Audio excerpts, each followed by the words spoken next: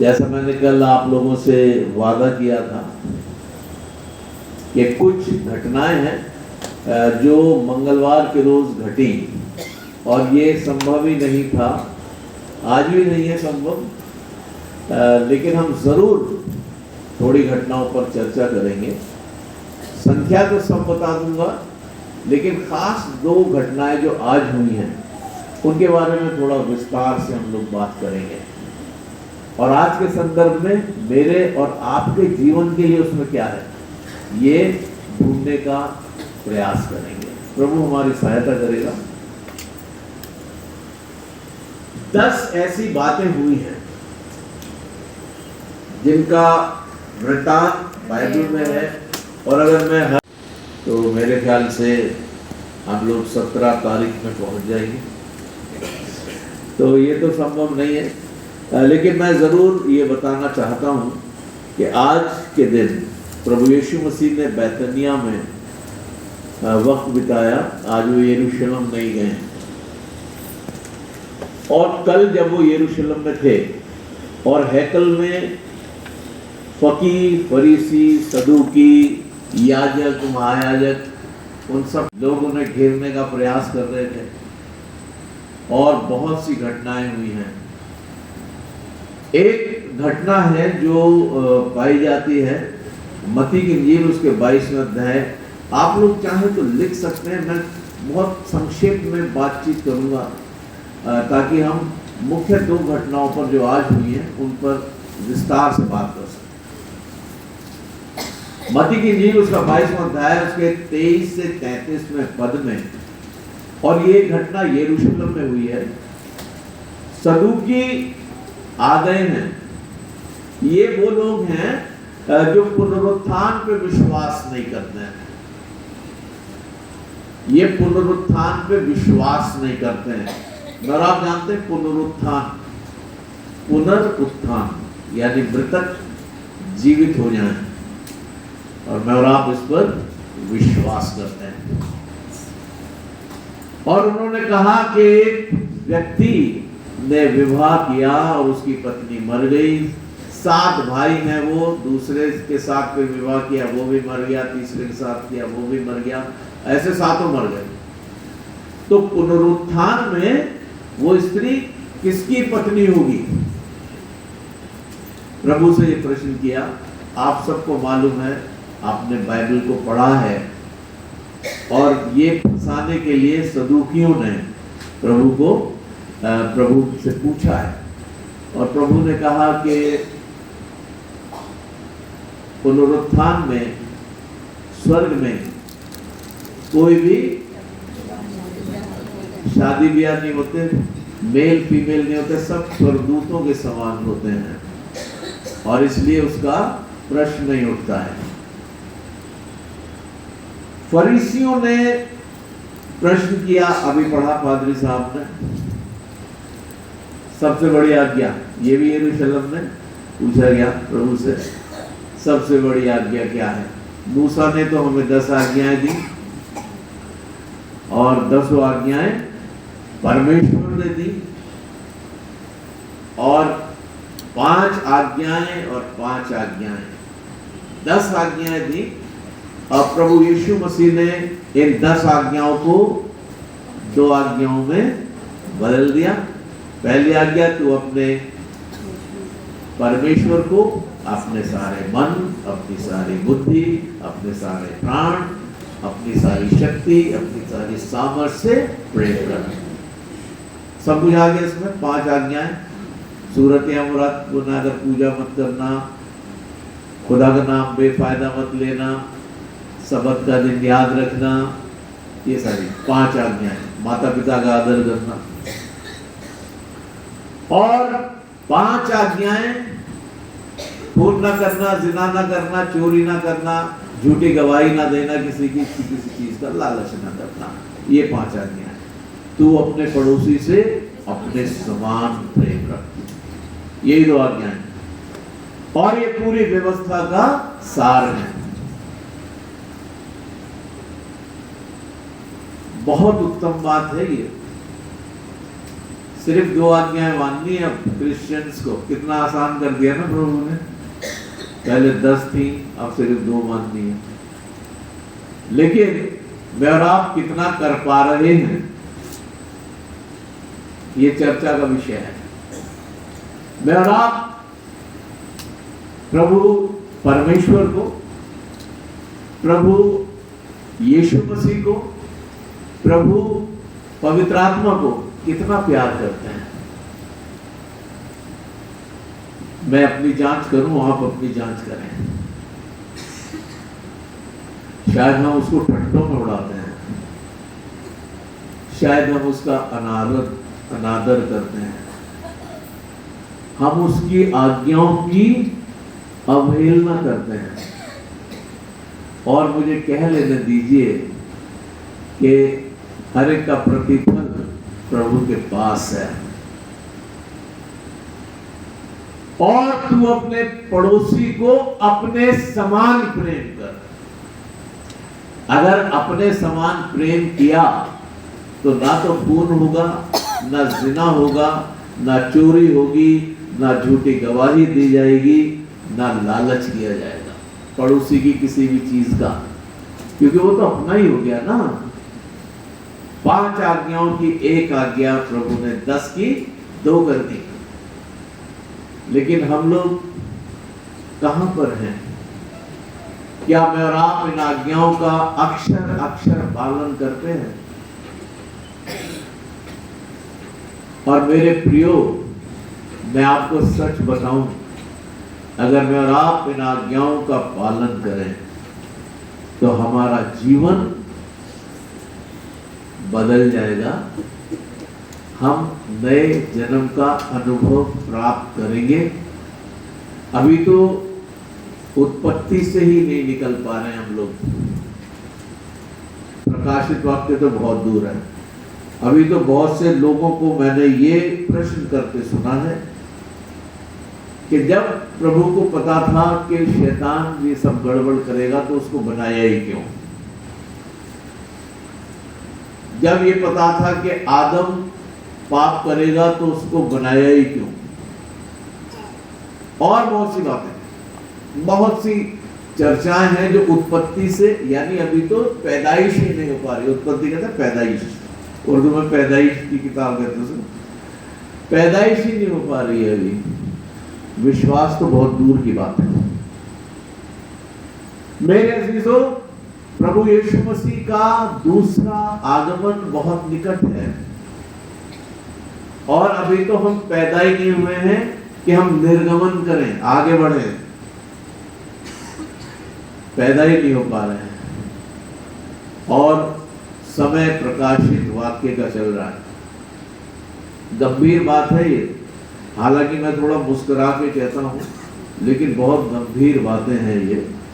अगर आपने प्रभु यीशु मसीह के ऊपर विश्वास किया है, उसके नाम का बपतिस्मा लिया है, आप उसको अपना प्रभु और उद्धारकर्ता मानते हैं, तो ये बड़ा जरूरी है कि हम उसकी आज्ञाओं का अक्षर अक्षर पालन करें।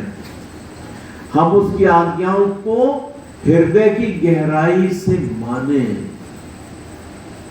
लेकिन मैं लगातार ये कहता हूं, ये बुरा, ये बुरा, ये बुरा, ये बुरा, उसने ये कह दिया, उसने चर्च में कर दिया, ये बड़ा लाट साहब बन रहा है, ये बहुत है ना। मैं क्या किसी से कम हूं?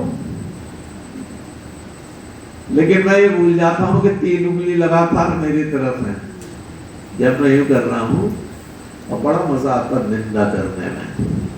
घंटों बीत जाते हैं, पता नहीं चलता, घंटों बीत जाते हैं।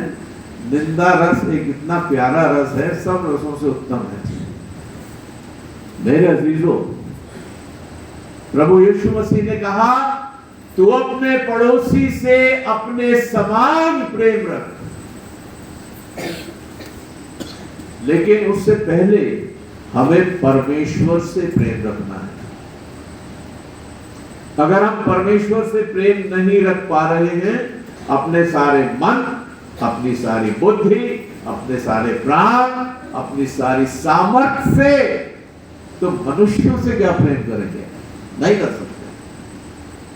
और अगर मनुष्यों से प्रेम नहीं रख पा रहे हैं तो परमेश्वर से क्या प्रेम करेंगे? नहीं रख सकते। बड़ा मुश्किल है।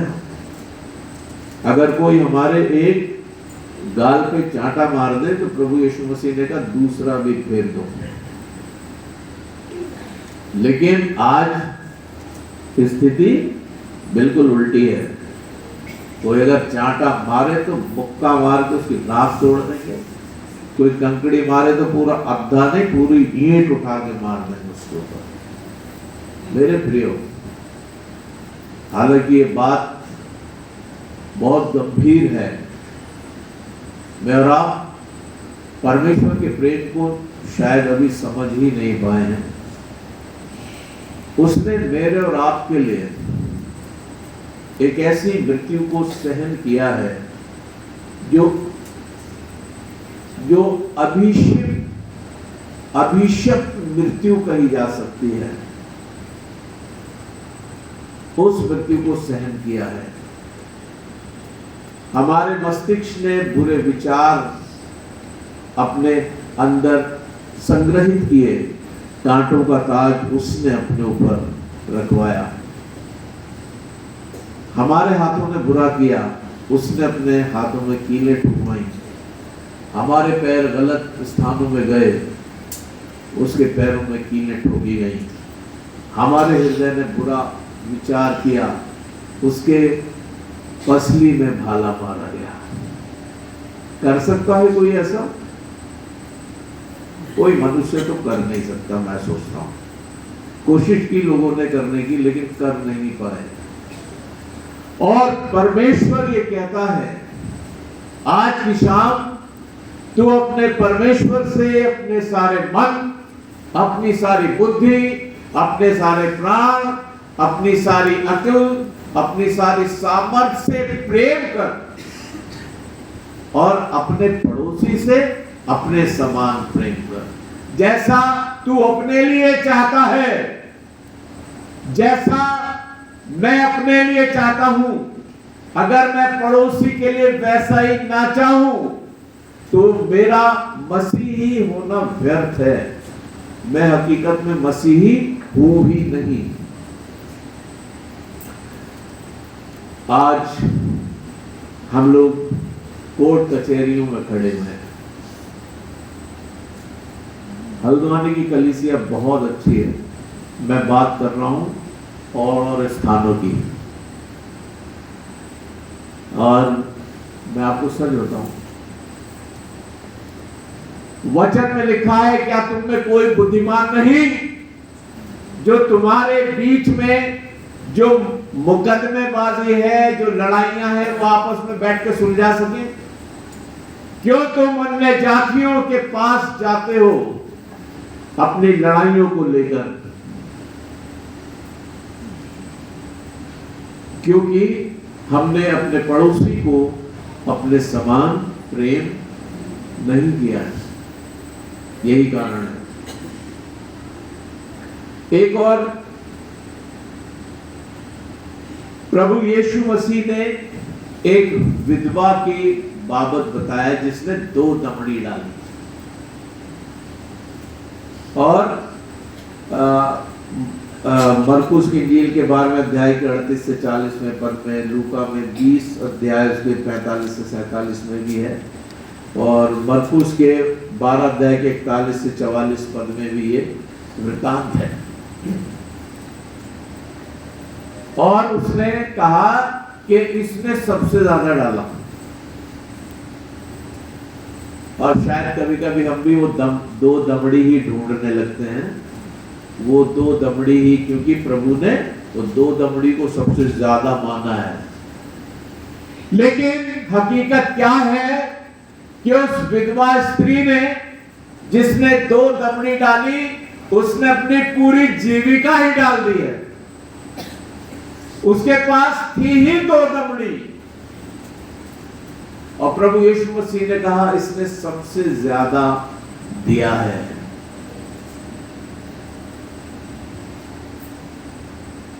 मैं और आप परमेश्वर को क्या दे रहे हैं?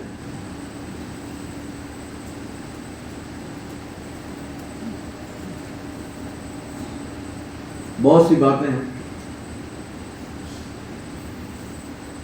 यहूदी आ गए, घेर लिया प्रभु को।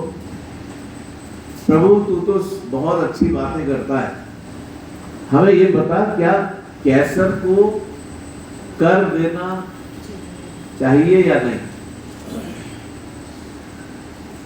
और प्रभु यीशु मसीह ने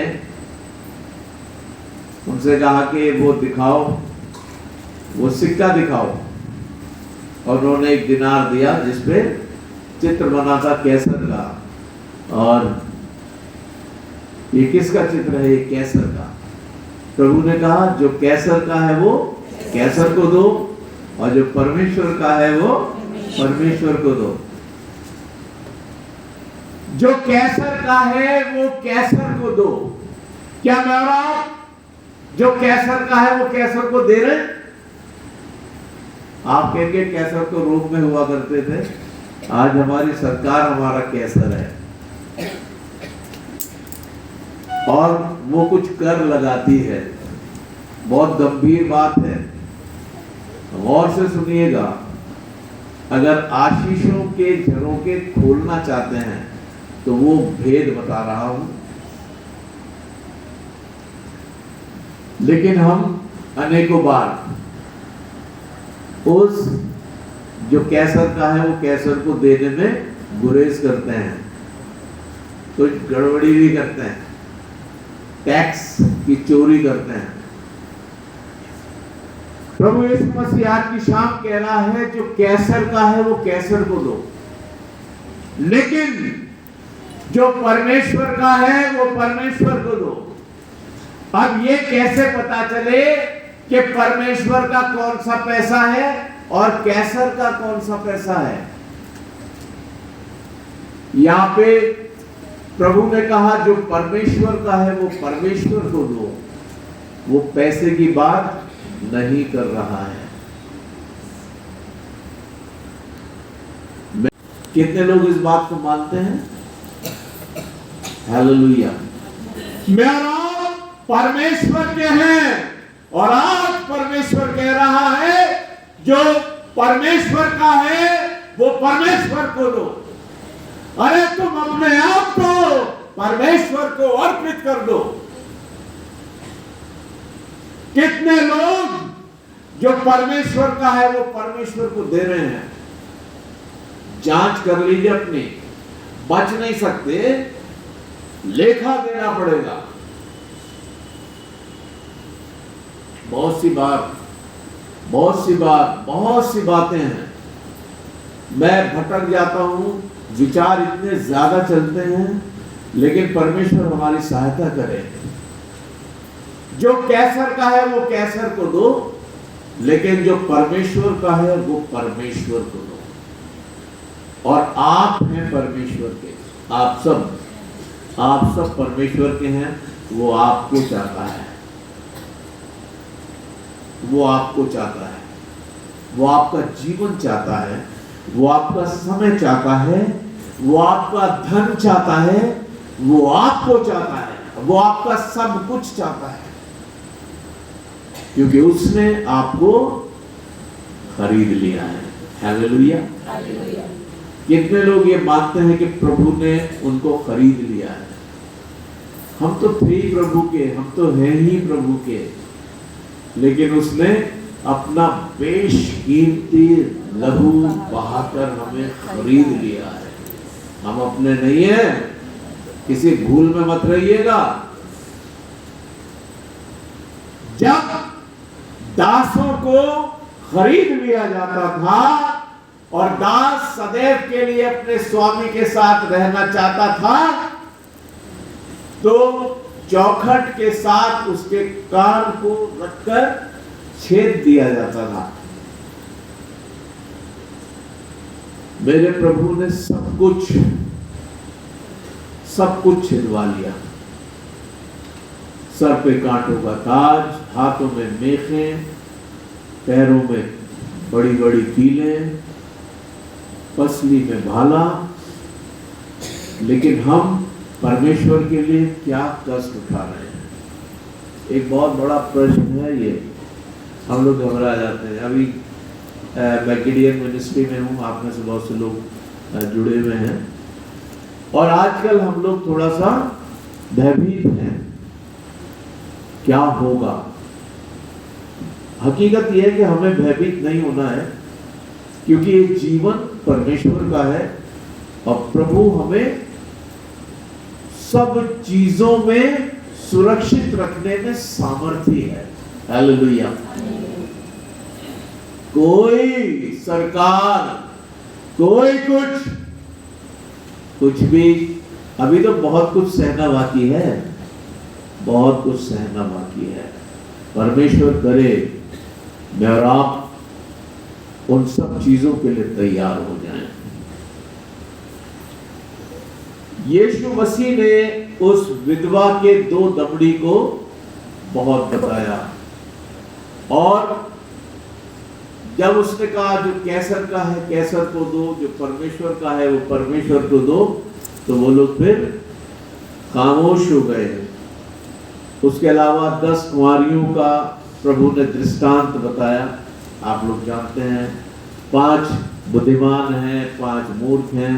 बुद्धिमानों ने अपने कुप्पियों में तेल लिया, अलग से भी लिया, और जब दूल्हा आया धूम मची, तो जो बुद्धिमान थी वो प्रवेश कर गई, और जो मूर्ख थी वो समय तेल लेने के लिए मार्केट में गई हुई थी, यानी वो स्थान छोड़ दिया था उन्होंने। बहुत भेद की बातें हैं, इतना समय नहीं है कि हम इन भेदों को खोल सकें, लेकिन हम किस कैटेगरी में हैं? क्या हमने पवित्र आत्मा का अभिषेक हासिल कर लिया है? क्या हमने वो तेल अपने कुप्पियों में भर लिया है? क्या हमने वचन को पूरी तरीके से आत्मसात कर लिया है?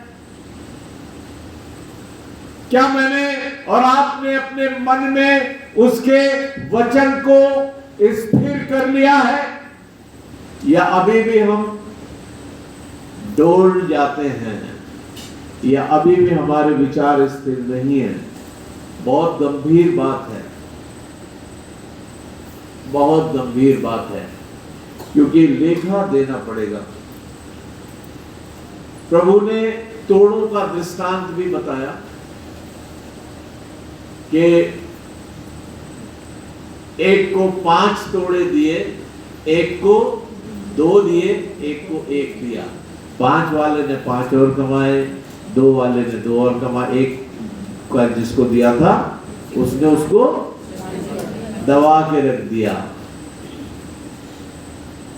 मेरे प्रियो, हम सबको गुण, हम सबको स्किल्स, हम सबको टैलेंट्स, हम सबको तोड़े दिए गए हैं। बड़ा अच्छा लगता है जब आप लोग गीत गाते हैं, और ये सब परमेश्वर की ओर से वो तोड़े होते हैं जो हमें दिए जाते हैं।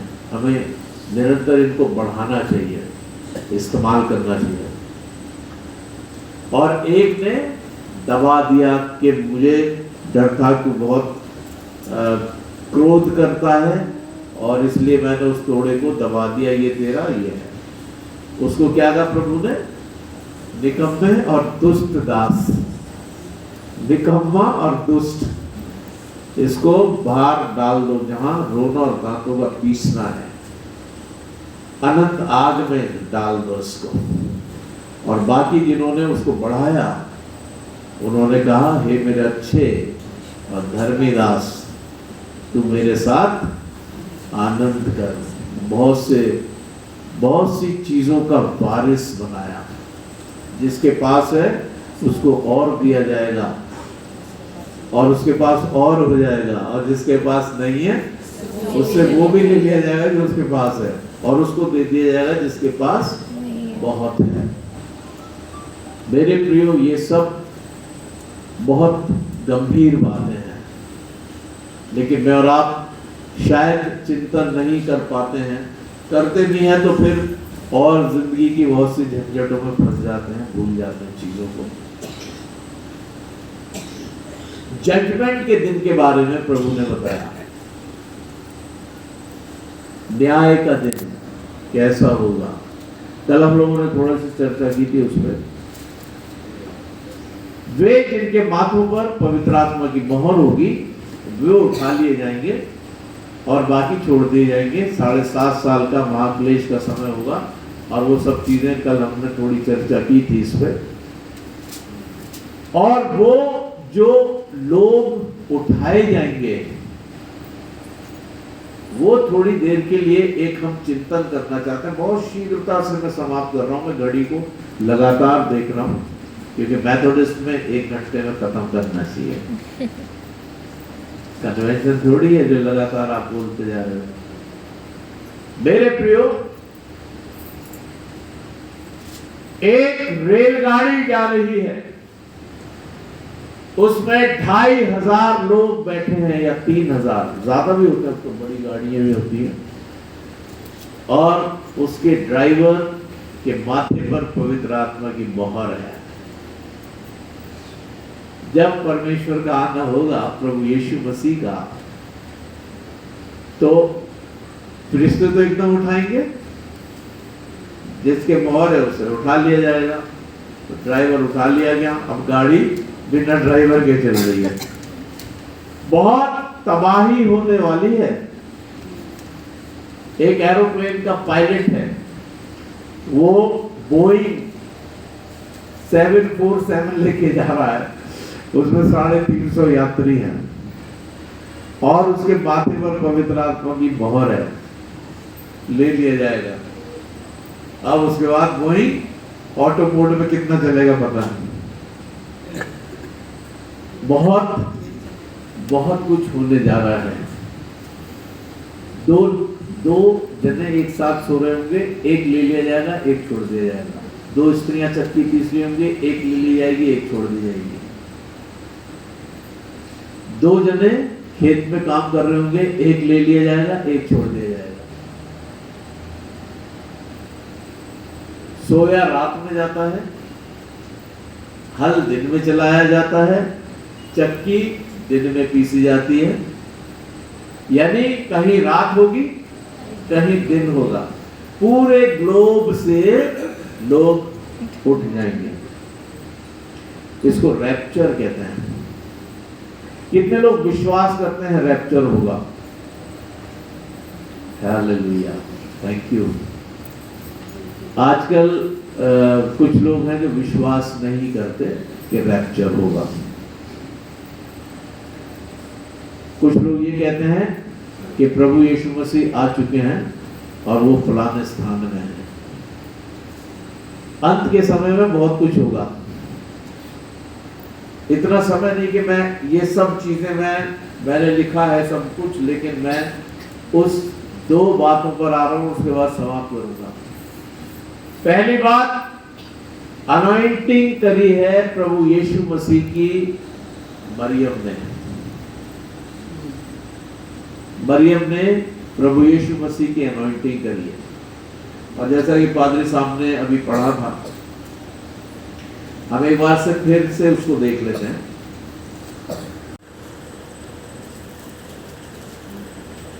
मत्ती की इंजील उसका 26 अध्याय, उसके 6 पद से।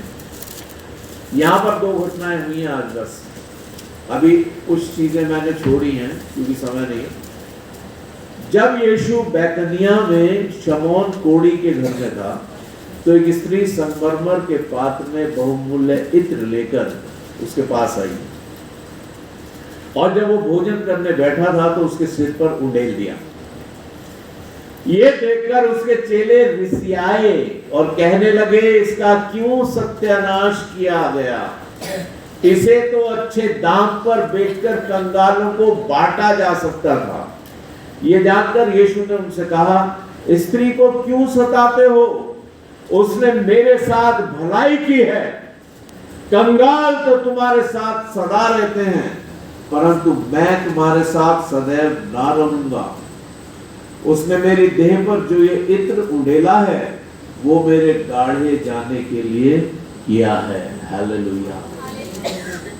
मैं तुमसे सच सच कहता हूं कि सारे जगत में जहां कहीं ये सुसमाचार प्रचार किया जाएगा, वहां उसके इस काम का भी वर्णन भी उसके स्मरण में किया जाएगा। और आज में और आप वो स्मरण कर रहे हैं। अगर हम परमेश्वर के लिए कुछ भी करते हैं तो वो लिख दिया जाता है, लिख दिया जाता है और उसका वर्णन किया जाता है। और 14वें पद में ये दूसरी घटना, पहली घटना मैंने पढ़ी, अब दूसरी घटना। तब यहूदा इस्करियोती ने, जो 12 चेलों में से एक था, प्रधान याजकों के पास जाकर कहा, यदि मैं उसे तुम्हारे हाथ पकड़वा दूं तो मुझे क्या दोगे? कमीशन एजेंट, यदि मैं उसे तुम्हारे हाथ पकड़वा दूं तो मुझे क्या दोगे?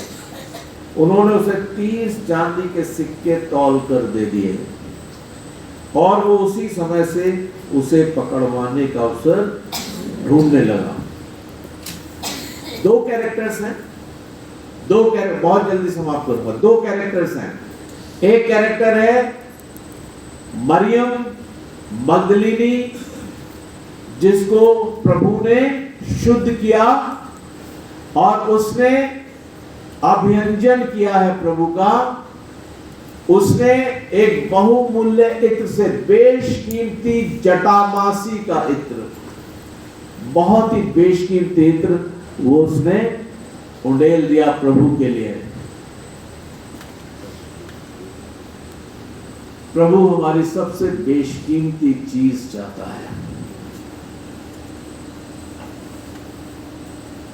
और जब अवसर है, क्या मैं और आप तैयार हैं